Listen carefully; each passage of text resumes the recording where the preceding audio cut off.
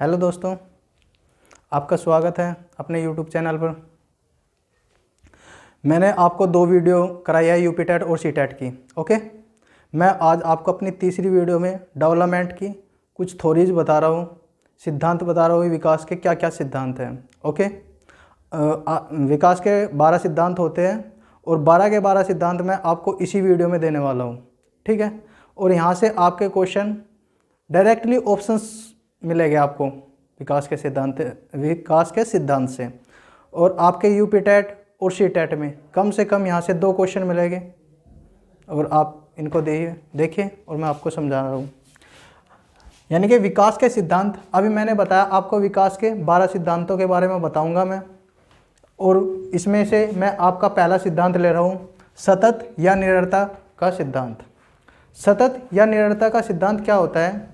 सतत निरंतरता का ये सिद्धांत होता है, ये यानी कि लगातार चलता है, डेवलपमेंट कभी भी रुकता नहीं, यानी कि विकास रुकता नहीं, लगातार चलता रहता है। कब से? यानी कि गर्भ से लेके डेथ तक विकास होता रहता है, जो कि मैं आपको कल वाली वीडियो में ही बताया था। यानी कि फर्स्ट वीडियो देखना मेरी, उसमें मैंने विकास के बारे में बता रखा है आपको। यानी कि जो विकास होता है, डेवलपमेंट होता है, गर्भ से गर्भ तक चलता है, यानी कि वोम टू टूम चलता है। ओके, अभी मैं बता रहा हूँ आपको सतत या निरंतर विकास का सिद्धांत क्या है। इसमें विकास प्रक्रिया की निरंतरता का सिद्धांत केवल इस बात पर निर्भर करता है, इस बात पर जोर देता है कि शक्ति में कोई आकस्मिक परिवर्तन न हो। यानी कि विकास में कोई आकस्मिक परिवर्तन न हो, वो क्या है? सतत या निरंतरता का सिद्धांत है। ओके, यहाँ तक समझ में आया। फिर दूसरा क्या है? विकास क्रम का सिद्धांत है। यानी कि विकास क्या है? डेवलपमेंट ऑर्डरली चलता है, ऑर्डर में चलता है। जैसे बालक का विकास निश्चित क्रम में होता है। क्या? बालक का विकास, जैसे बच्चा 3 महीने का बच्चा होता है तो पहले स्टार्टिंग में क्या करता है? लिखना तो स्टार्ट कर नहीं देता आपका, क्या करता है? सबसे पहले 3 माह में बोलना स्टार्ट करता है। ओके, यानी कि व्यक्ति का जो विकास होता है उसका एक ऑर्डरली होता है। पहले जैसे बच्चा गर्भ में होता है, 9 से 10 महीने में जन्म लेता है। उसके बाद बच्चा पहले अपनी जो सेंसेस होती है उनको मूव करता है। फिर उसके बाद वो धीरे धीरे बोलना स्टार्ट करता है। धीरे धीरे अपने बच्चा होगा घर में छोटा, पहले ऐसे गुटलियों से चलेगा। ठीक है, गुटलियाँ मतलब घुटनों के बल चलेगा वो। ओके, समझ रहे हो? यानी कि विकास क्या होता है? एक निश्चित क्रम में चलता है। अब देखा तो यानी बच्चा पैदा हुआ सीधा खड़ा होकर भाग दिया, देखा है कभी? नहीं देखा होगा। तो जो विकास होता है वो एक ऑर्डर में होता है, निश्चित क्रम में होता है। ऐसे तो यानी बच्चा, वही मैं अभी बता रहा हूँ कि बच्चा पैदा हुआ और दुकान पे जा रहा है, ये तो नहीं होता है विकास। यानी कि एक निश्चित ऑर्डर में पहले बच्चा बबलिंग, रोना स्टार्ट करता है सबसे पहले, और फिर उसके बाद यानी कि आवाज़ निकालता है बच्चा, बोल मम्मी, पापा, दादा, ये वाली। ओके, फिर विकास का 2 सिद्धांत हो गया आपका, दूसरा भी और पहला भी। तीसरा क्या है? विकास की विभिन्न गति का सिद्धांत। विकास की विभिन्न गतियों का सिद्धांत क्या है? यानी कि व्यक्ति के विकास की गति भिन्न भिन्न होती है। यानी कि बच्चों की जो, अब ये तो है नहीं सभी बच्चों का विकास एक जैसा होगा, एक तरह से होगा, सबकी गति अलग अलग होगी। कोई बचपन में यदि बच्चा है आपका छोटा है, उसकी बचपन में ही हाइट ज़्यादा है तो बाद में भी उसकी हाइट ज़्यादा ही होगी, बढ़ेगा वो। ये तो कोई बच्चा स्टार्टिंग में बोना है और फिर एकदम बढ़ गया हो, एक्सपेंशन एक अपवाद हो सकता है, ऐसे नहीं मैं कह रहा हूँ। पर यहाँ पे जो बता रहा है, विकास की जो गति होती है वो भिन्न भिन्न होती है। ठीक है, आपका 4th क्या है? परस्पर संबंध का सिद्धांत।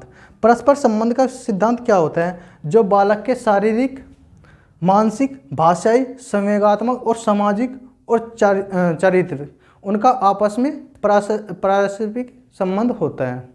ठीक है, गैरिस और अन्य मनोवैज्ञानिक ने बताया है, शरीर संबंधी दृष्टिकोण व्यक्ति के विभिन्न अंगों के विकास में सामंजस्य और परस्पर संबंध पर बल देता है। आपको सीधा ये परिभाषा दे देंगे और आपसे यूपी टेट का क्वेश्चन है। सी टेट में इस तरह का क्वेश्चन तो बनने का नहीं, ये क्वेश्चन बनते हैं यूपी टेट में, सीधा परिभाषा को दे देगा, ये किसने दी है। ओके, और आपसे कुछ स्किनर वगैरह। अभी हाँ मैंने ये अभी आपको पहले ये बताया है सतत या निरंतर विकास का सिद्धांत। विकास प्रक्रियाओं की निरंतरता का सिद्धांत केवल इस बात पर जोर देता है कि शक्ति या विकास में कोई आकस्मिक परिवर्तन न हो। ये कथन किसका है? ये कथन है आपका स्किनर का। ये इस कथन को किसने दिया था? स्किनर ने दिया था। आपसे ये सीधा क्वेश्चन मिलेगा, ये पूछ लेंगे किसने दिया है यूपी टेट में, इस तरह के क्वेश्चन होते हैं यूपी टेट में। स्किनर ने दिया है, ठीक है। इसी तरह ये परिभाषा आपको दे देंगे क्वेश्चन में, और ऑप्शंस में गेरिस, स्किनर, पियाजे और कई ऑप्शन दे देंगे अबोध, ठीक है। तो आपको ऑप्शंस में गैरिसन लगाना है, ठीक है। परिभाषा क्या है?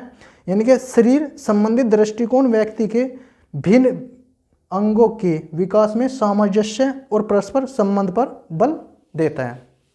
अभी फिफ्थ क्या है आपका? फिफ्थ सिद्धांत मैं बता रहा हूं आपको।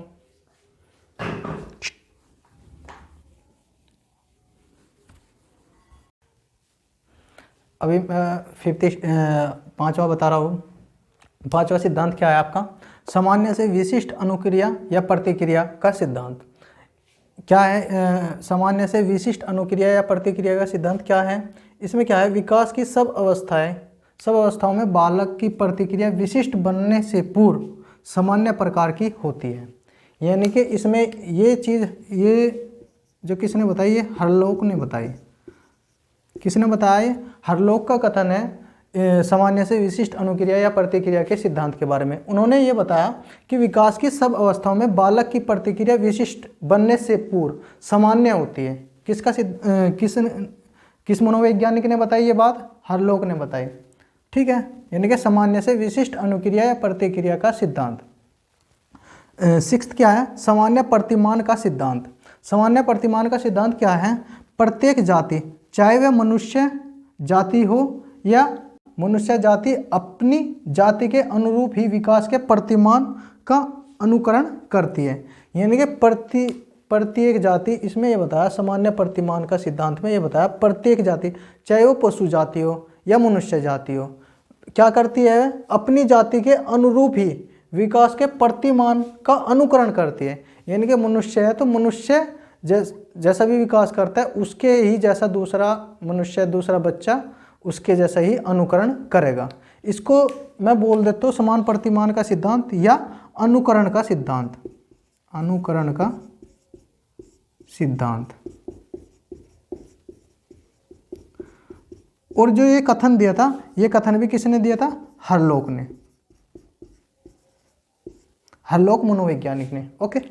फिर सातवां क्या है? एकीकरण का सिद्धांत। एकीकरण का सिद्धांत क्या है? मतलब जो बच्चे होते हैं, जो बालक होता है, वह पहले अपने संपूर्ण अंग को उसके उपरांत अंगों को आंशिक भागों के रूप में चलना सीखता है। मैं आपको क्या बता रहा हूँ? एकीकरण का सिद्धांत। एकीकरण का सिद्धांत क्या है? बालक पहले संपूर्ण अंगों को उसके उपरांत अंगों को आंशिक भागों के रूप में चलना सीखता है। यानी कि बच्चा पहले क्या है, चीज़ों का क्या करता है, वो जब उसको ज्ञान नहीं होता वो एक ही, जैसे उसने अभी ये पेन पकड़ा, उस पेन को ऐसे पकड़ा उसने, तो इसी तरह पकड़ा। जैसे जैसे उसे धीरे धीरे ज्ञान हो जाएगा तो वो उंगलियों से पकड़ना स्टार्ट कर देगा। यानी कि एकीकरण का सिद्धांत उसी तरह पकड़ता रहेगा, ओके। फिर विकास की निश्चित दिशा का सिद्धांत। कुछ मनोवैज्ञानिकों ने बताया है विकास की एक निश्चित दिशा होती है। जो विकास होता है, डेवलपमेंट होता है, एक निश्चित डायरेक्शन में होता है, एक निश्चित दिशा में होता है, ठीक है। फिर आपका क्या है? व्यक्तित्व विभिन्नता का सिद्धांत। व्यक्तित्व विभिन्नता का सिद्धांत क्या है? एक मैं बता रहा हूँ, जैसे एक ही माता पिता की दो संतानें, जो जुड़वा संतानें हैं, उनके भिन्न भिन्न जीन हो गए, तो ये नहीं कह सकते उनका डेवलपमेंट, जो विकास होगा एक ही जैसा होगा। उनके डेवलपमेंट भी अलग अलग हो गए। विकास किसी की, जिसमें हाइट का जीन्स है तो उसकी हाइट बढ़ जाएगी, जिसमें हाइट का जीन्स कम है तो उसकी हाइट कम रहेगी। यानी कि मैं कह सकता हूँ व्यक्तित्व विभिन्नता का सिद्धांत ये है, एक ही माता पिता की दोनों संतान, जुड़वा संतान एक जैसी नहीं हो सकती, एक तरह से विकास नहीं हो सकता। जैसे ये विकास के स्वरूपों में व्यापक और व्यक्तित्व विभिन्नता पाई जाती है। प्रत्येक व्यक्ति, प्रत्येक बच्चे यदि वे दोनों जुड़वा है तो उन दोनों में विभिन्न विभिन्न विभिन्नताएं पाई जाएगी। और ये बात किसने कही थी? ये बात आपकी स्किनर ने कही थी ये बात। ठीक है, यहाँ तक समझ में आया? अभी मैं आपको 9 सिद्धांत हो गया आपके, यहाँ से आपको क्वेश्चन मिलना ही मिलना है। यकीन ना हो तो पेपर उठा के देख लेना, प्रीवियस देख लेना, यहाँ से क्वेश्चन मिलेगा आपको। अब और 3 क्वेश्चन रह गए, वो और समझा रहा हूँ मैं आपको।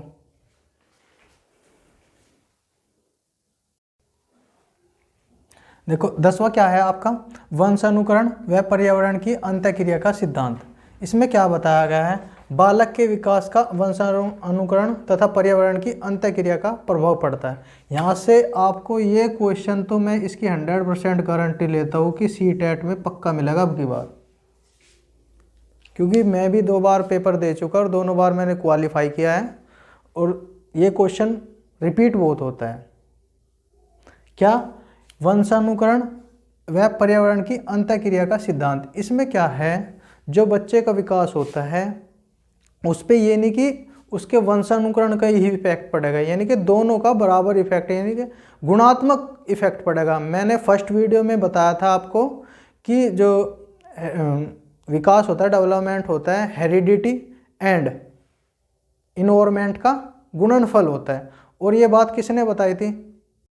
अभी मैं बस एक छोटा सा टॉपिक ले रहा हूँ, विकास के आपको महत्व बताना चाह रहा हूँ। अभी मैं आपको विकास के महत्व बता रहा हूँ। ओके,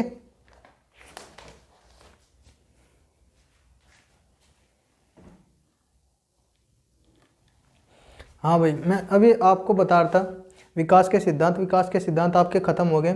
अब मैं विकास के सिद्धांतों के महत्व बता रहा हूँ। इनका सिद्धांतों का क्या महत्व है?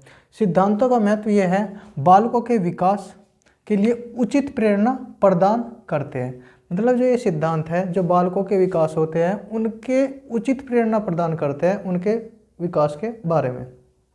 फिर दूसरा महत्व क्या है इसका? उसके विकास के लिए उचित वातावरण प्रदान करने में सहायता प्राप्त होती है।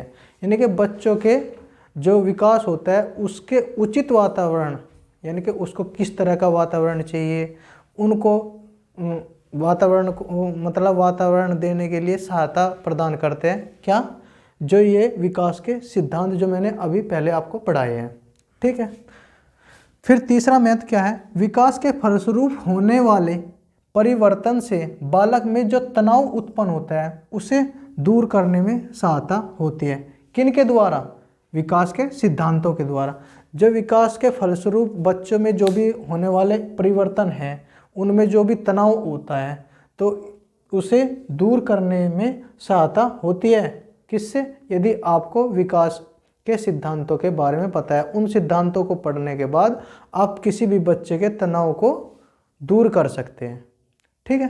जो भी उनके जैसे विकास में जो भी परिवर्तन होते हैं और उनमें तनाव आ जाता है, चिड़चिड़ापन रहता है, तो यदि आपने विकास के सिद्धांत पढ़ रखे हैं तो उनको उनकी मदद से, उनकी सहायता से उसके तनाव को आप दूर कर सकते हैं। फिर फोर्थ क्या है? इन सिद्धांतों के ज्ञान से शिक्षक बालक के विकास की गति को जानकर ही उसे मार्गदर्शित करता है। यानी कि जो ये सिद्धांत है, एक शिक्षक, एक टीचर इन बालक के विकास की गति, जो बालक का विकास है वो किस गति से हो रहा उसको जानकर उसे मार्गदर्शित कर सकते हैं।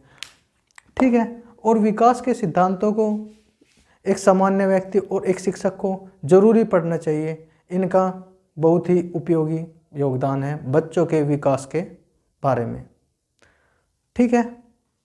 अभी मैं आज के लिए इतना ही रखता हूँ। आपको नेक्स्ट वीडियो में मैं नेक्स्ट टॉपिक पढ़ाऊँगा और वो डेवलपमेंट से रिलेटेड होगा। डेवलपमेंट से क्या रिलेटेड होगा? वो होगा उनकी किस पर? मैं बता रहा हूँ उनकी अवस्था पर, किस अवस्था में होती है।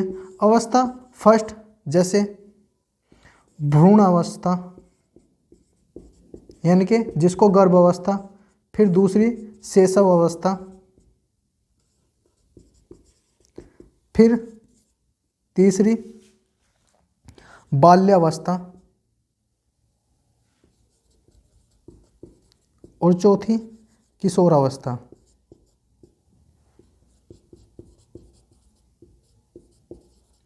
यानी कि इनके बारे में किस मनोवैज्ञानिक ने क्या बताया, क्या परिभाषा दी है, इनके बारे में आपको मैं नेक्स्ट वीडियो में बताऊंगा। किसके बारे में?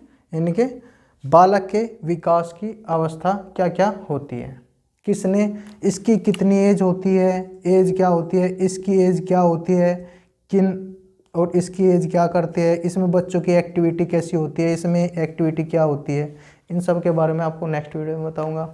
Thank you for watching this video. यदि आपको अच्छा लगे, आज फिर आपको वीडियो में कोई कमी नज़र आए तो कमेंट में प्लीज़ मुझे बताइए। यदि आपको, मैं अपनी तरफ से पूरी कोशिश कर रहा हूँ तुम्हें समझाने की। ठीक है, थैंक यू।